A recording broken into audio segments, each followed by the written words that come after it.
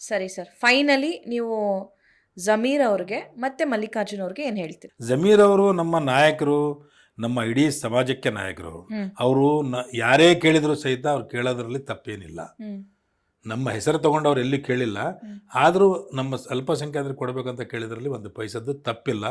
ಇವನು ಯಾರು ನಮ್ಮ ಸಮಾಜ ನಮ್ಮ ಕ್ಷೇತ್ರಕ್ಕೆ ಬಂದು ಮಾತಾಡೋಕ್ಕೆ ಅಂತ ಹೇಳಿರೋದು ಇವ್ರದ್ದು ತಪ್ಪದು.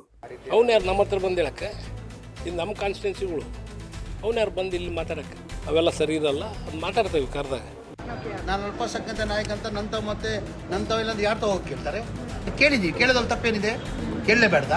ಶಾಮನೂರು ಶಿವಶಂಕರಪ್ಪ ಇರುವಾಗ ಇದ್ದ ಕೊನೆ ಚುನಾವಣೆ ಅದಾದ್ಮೇಲೆ ಅಲ್ಪಸಂಖ್ಯಾತರಿಗೆ ನಾನೇ ನಿಲ್ಲಿಸಿ ಗೆಲ್ಸ್ಕೊಂಡು ಬರ್ತೀನಿ ಅಂತ ಹೇಳಿದ್ದೆ. ಇವರು 100% ಏನು ಮನೆ ಮಾತಾಡೋದು ಇದು ಒಳ್ಳೇದಲ್ಲ. ಇವ್ರಿಗೆ ಬೆಳವಣಿಗೆಗೂ ಒಳ್ಳೇದಲ್ಲ. ರೈಟ್ ಸರ್, ಇನ್ನೇನಾದರೂ ಹೇಳಕ್ಕಿದೆಯಾ? ಏನಿಲ್ಲ, ಹಿಂಗೆ ಈ ನಮ್ಮ ನಡೀತಾ ಇದೆ. ಮಿಸ್ಗೈಡು ಇದು ಮಾಡಬಾರ್ದು.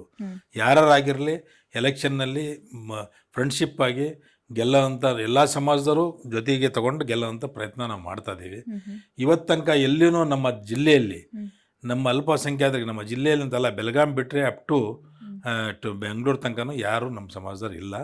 ಸೆಂಟರ್ ಆಫ್ ದಿ ದಾವಣಗೆರೆ ಆಗಿರೋದ್ರಿಂದ ದಾವಣಗೆರೆ ಸೌತ್ನಲ್ಲಿ ಯಾವುದೇ ಕಾರಣಕ್ಕೆ ಅಲ್ಪಸಂಖ್ಯಾತರಿಗೆ ಅವಕಾಶ ಮಾಡಿಕೊಡ್ಬೇಕು.